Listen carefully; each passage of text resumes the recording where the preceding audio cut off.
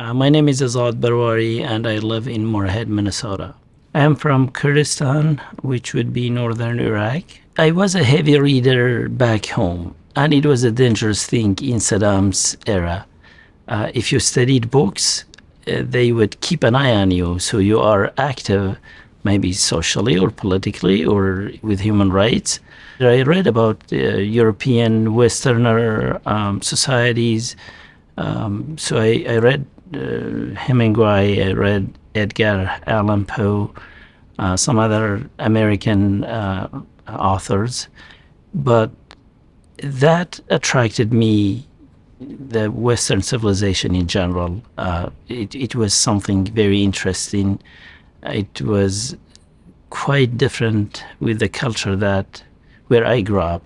I always had a dream about studying at an American university. I remember when I was too young, back home, when I was telling I dream about studying at an American university, my friends were laughing so badly at that time because it was like as if you say, next week I'm going to be on Mars. It's, of course, impossible. It was like that at that time. It wasn't a choice. When we fled Iraq and we were in refugee camps in Turkey, different delegates came, and after interviews with United Nations, UNHCR, they assigned us to different lists of the countries. The delegate from that country would be there and would interview us and decide either to take those people or not. And I became a refugee in Sweden. So after I came to Sweden and I became a Swedish citizen, I could get student loan for studying abroad. So I came to the United States as an international student in '98, and then I came to NDSU. And I studied sociology. I get a bachelor and a master's of sociology, and a doctoral degree in emergency management.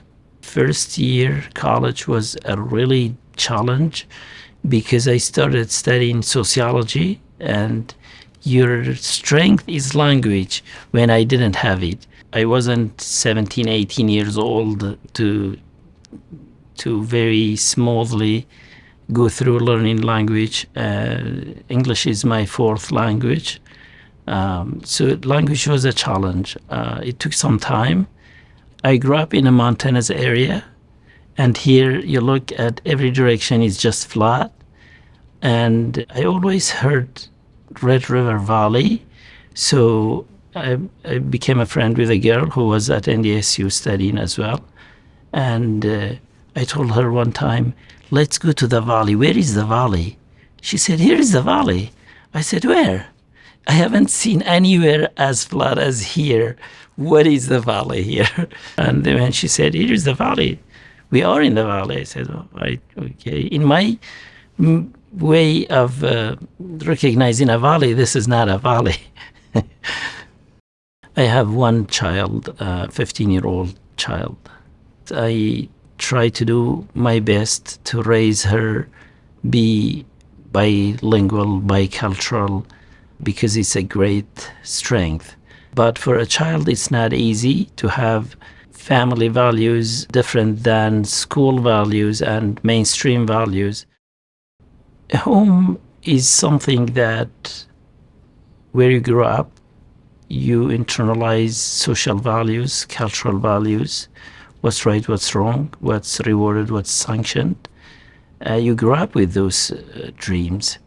And when I was a teenager, Saddam's forces pulled us out of our homes and burned the village in front of us. So for me, home is burned, doesn't exist anymore.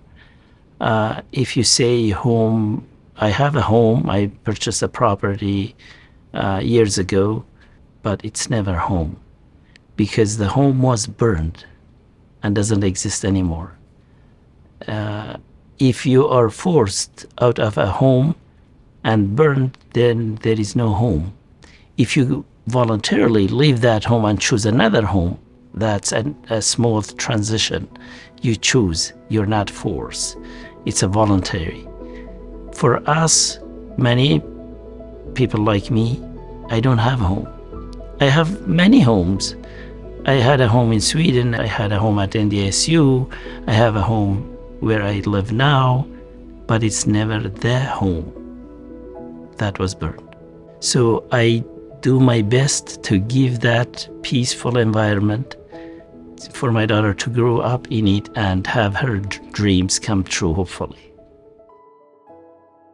Funded by the Minnesota Arts and Cultural Heritage Fund, with money from the vote of the people of Minnesota on November 4, 2008. And by the members of Prairie Public.